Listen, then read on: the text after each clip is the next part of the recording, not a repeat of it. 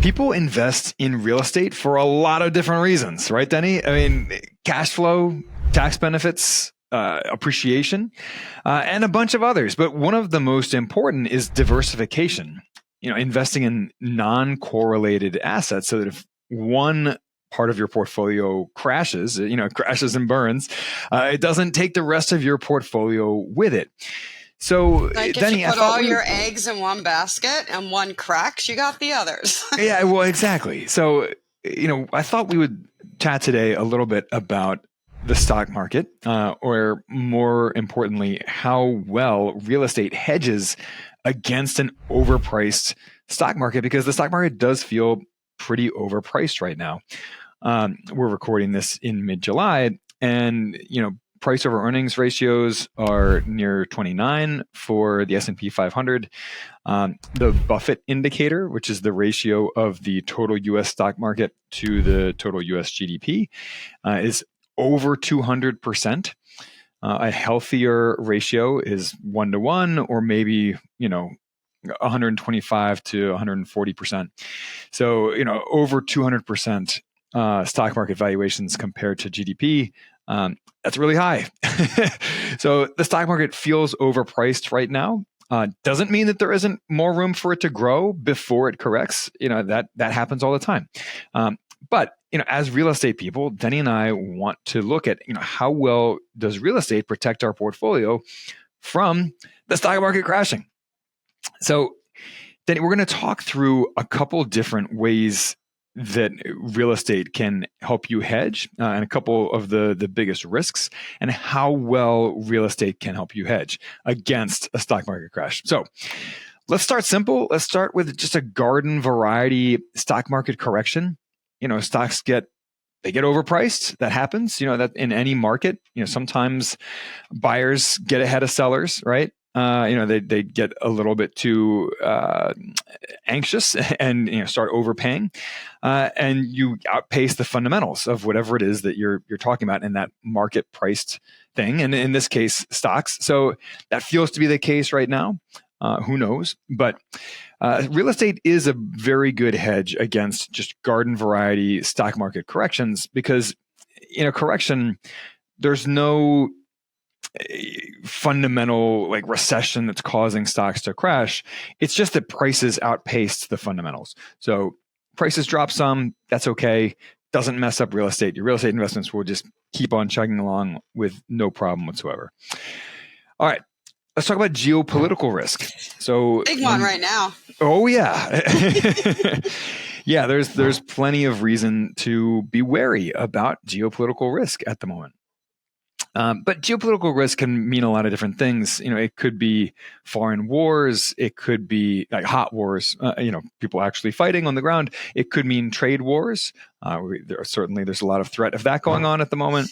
Maybe tariffs? Yeah, tariffs. So, geopolitical events, or, some kind of political crisis going on in a foreign country that affects trade, because, the global trade is so globalized in this moment in time. So real estate is a pretty good hedge against geopolitical risk.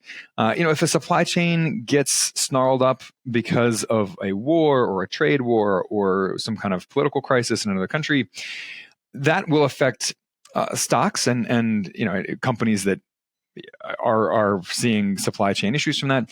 Doesn't really affect local real estate values here in the U.S., short of that blooming into a major global recession or something. But that's a separate thing. So real estate is a pretty good hedge against geopolitical risk as well. But let's dig in a little bit to recessions. There is some recession risk to real estate investments. Now, we want to split those into two different conversations. One is loss of income from your real estate investments, and the other is price drops in your real estate investments. And do you think that one has more effect than the other, or is more popular than the other? Yeah, so recessions, I see more risk to income from your real estate in a recession. than to price dips. Doesn't mean that there's no risk of price dips in a recession, of course, but from an income perspective, if you're investing in residential real estate, for example, whether that's buying rental properties individually, as an active investor, or passively investing in multifamily properties, like you and I do a lot of in the co-investing club, Denny, people sometimes lose their jobs in recessions, right? Or they have a loss of income. So that means higher rent default rates. That means higher turnover rates in units. Means higher vacancy rates. As you have household bundling, adults moving in with one another rather than living independently. All of that is bad for your income as an investor, as a residential real estate investor. Obviously, there's other types of real estate as well. You can invest in raw land, industrial, mobile home parks, the office space, of course. But if we're talking about residential investments, there is some risk of higher defaults, higher vacancy rates, higher turnover rates, and turnovers are quite expensive for landlords. So that is a risk. There's a sort of a medium risk there to your income as a real estate investor when recessions hit. Now, prices, property valuations, they do typically take a hit in recessions. Would you say hit, or they just stagnate? Well, okay, so it depends. So actually, the data is a little bit mixed on this. Residential home prices, so single-family homes, in 4 out of the last 6 recessions, they actually did not decline. So home prices continued going up in 4 out of the last 6 recessions. As far as commercial properties like apartment complexes and office space tends to get hit pretty hard during recessions. But industrial properties tend to do all right during recessions. Self-storage tends to do well during recessions. As people downsize, they store their stuff, right? So, it depends when we start getting into commercial properties. But here's the thing is that in a recession, what's the first thing that the Federal Reserve does to combat a recession? They cut interest rates, right? So, and that drives up real estate values. Cap rates, which is how commercial properties are valued, they are very closely correlated to interest rates. So when interest rates drop, cap rates drop as well, and that sends property prices, property valuations much higher. So in the very early stages of a recession, you'll see real estate investment trusts, for example, publicly traded REITs, you'll see them crash in value very sharply and fast. Because they're publicly traded, they're much more volatile. So you can see that effect instantly. And then very early on in the recovery, they just shoot back up and score enormous returns because of interest rates being cut. It drops cap rates, that drives up values and prices. So, interest rates actually protect real estate values and prices during a recession, and means that they rebound very quickly if they drop at all, which often they don't. So, real estate is a pretty good hedge against value loss in recessions. Now, let's talk about inflation risk. Because this, yeah, I know, right? And this is a bit of a double-edged sword in real estate. So inflation, in one sense, is good for property owners. As a real estate investor, you are locking in your monthly payment based on yesterday's dollars, right? You're getting, at least if you're getting a fixed interest mortgage for a long term, that your loan payment is going to stay the same. If you get a 30-year mortgage, your loan payment is fixed for those 30 years. So as inflation reduces the value of the dollar, that only helps you, right? I mean, your costs are staying fixed in yesterday's dollars. Meanwhile, the faster inflation rises, the faster rents rise. So that gap between your loan servicing costs and your rents, your rental income, defaults. Yeah, so that shoots up. So inflation can be good for real estate investors.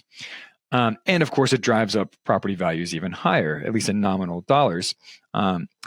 So the risk of inflation to real estate investors is that the Federal Reserve raises interest rates, and this is what we saw in 2022, where the Fed raised interest rates super fast to try to combat the soaring inflation that we saw, and that is bad for real estate investments, particularly commercial real estate investments, which tend to have shorter term debt. They often have variable interest debt.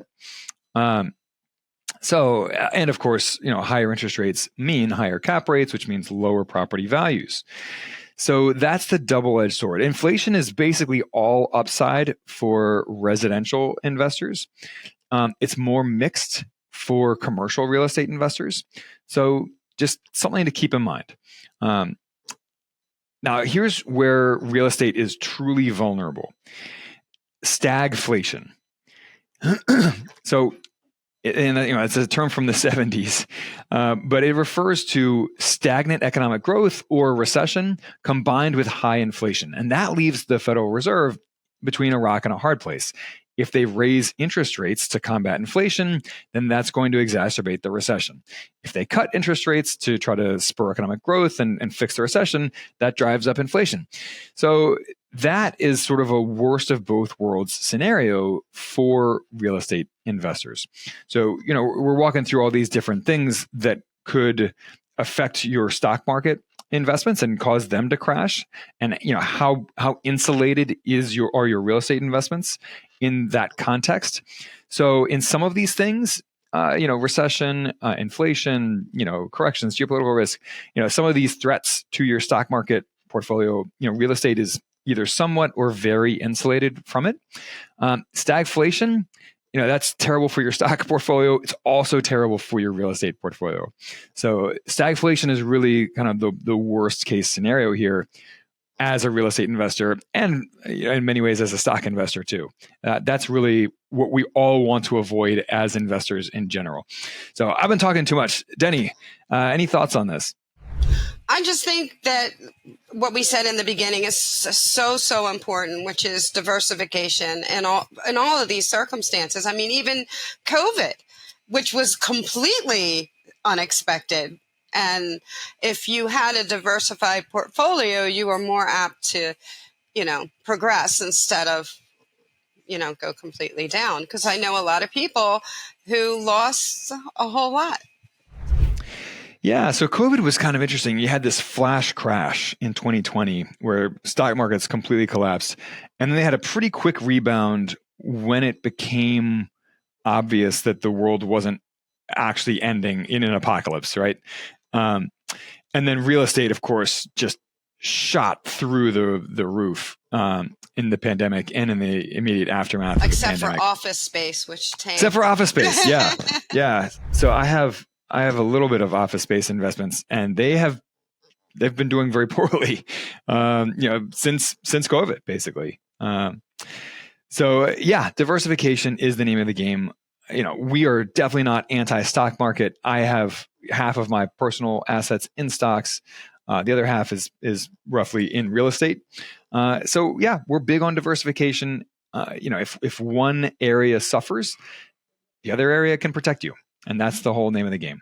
Well, if you got a fresh perspective from this episode, subscribe to the show for more awesomeness twice a week and pay it forward. Pass it on to someone who who would get something out of this episode or out of the show in general. We look at outside the box financial stuff, hence the name Bucks Outside the Box. And lastly, consider joining us in the Co-Investing Club. We are on this financial journey as an investment club together. We vet investments together as a club, and then we go in on them together. And if you're unfamiliar with how passive real estate investments work, check out our free course on it at sparkfunnel.com/free. On that note, stay weird, unconventional investor.